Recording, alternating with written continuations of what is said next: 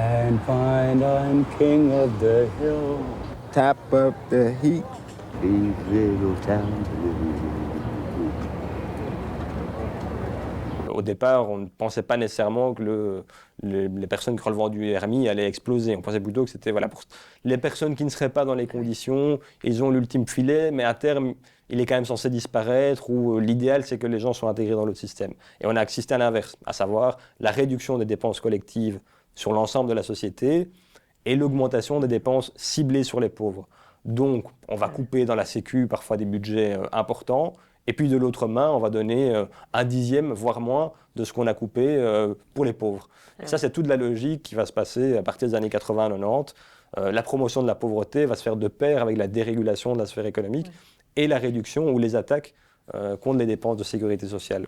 Donc c'est ce qui est à craindre là, si on devait adopter demain une allocation universelle, c'est que ça pourrait donner encore plus carte blanche à déréguler, couper dans les dépenses publiques et sociales. Enfin, c'est ça la crainte. Alors, en tout cas, tel que le RMI nous avait été vendu, à savoir que c'est un nouveau pilier de la sécurité sociale, c'est ce qui s'est passé. Si on dit 1000 euros, là, on est quand même...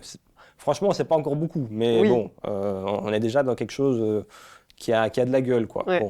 Mais bon, nécessairement, alors on engage des sommes qui dépassent le budget de l'État et de la sécurité sociale réunis, ensemble. Donc, ça me semble compliqué d'imaginer d'engager de tels montants tout en préservant tout le reste. Je ne vois pas comment est-ce qu'on va changer. On peut taxer le capital, il y a on peut imaginer...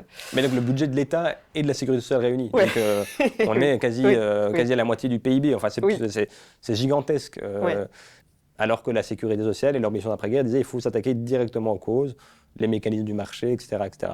Donc oui, un revenu minimal à chacun, au travers de la sécurité sociale ou du chômage par exemple, mais attaquons-nous d'abord et avant tout aux causes, à savoir le capitalisme, le marché, etc. etc.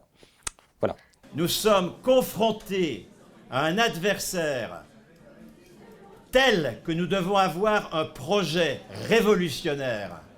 Et un projet révolutionnaire, ça ne peut jamais passer, alors ça je te le dis avec une grande fermeté, ça ne peut jamais passer par le soutien aux pauvres. Ça c'est de la merde.